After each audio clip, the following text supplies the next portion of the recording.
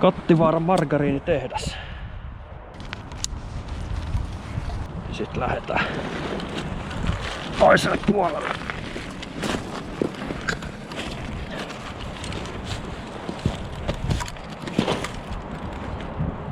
Joo. Hyvä.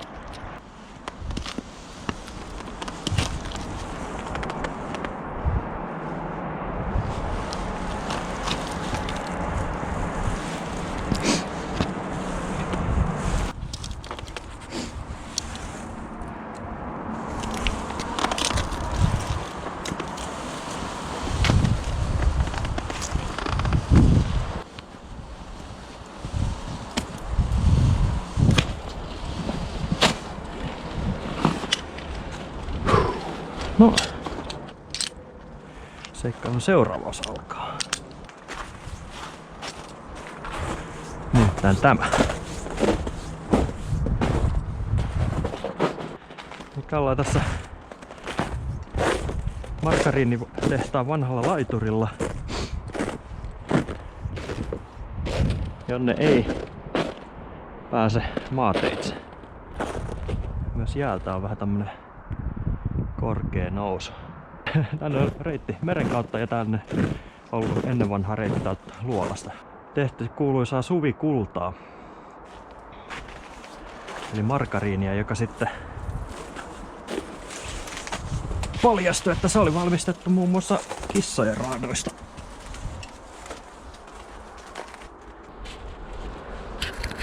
Sinne sitten mennään. Onneksi jotain asioita ei hoideta niin täydellisesti. Ja sen tän luolan tukkimista.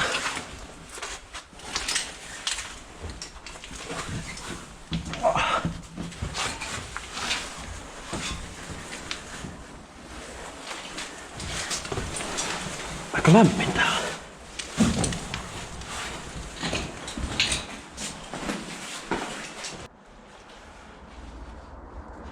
Tulkoon valo.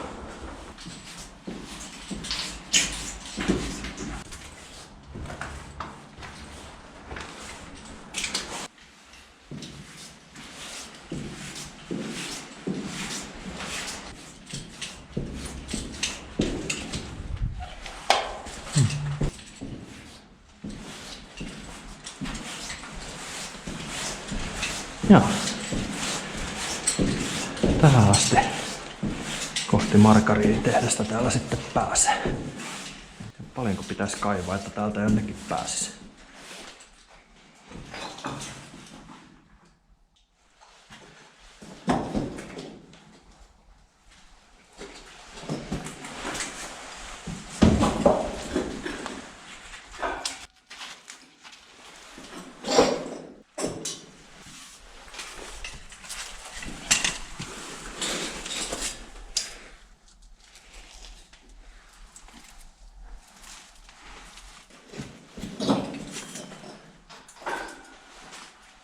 No, margariinitehtaalle ei nyt tänään päästy, mutta jännittävä tarina, että täällä niitä raatoja on sinne keittämölle ilmeisesti kuskattu laivasta kenenkään sivullisen huomaamatta tietysti. Hehe.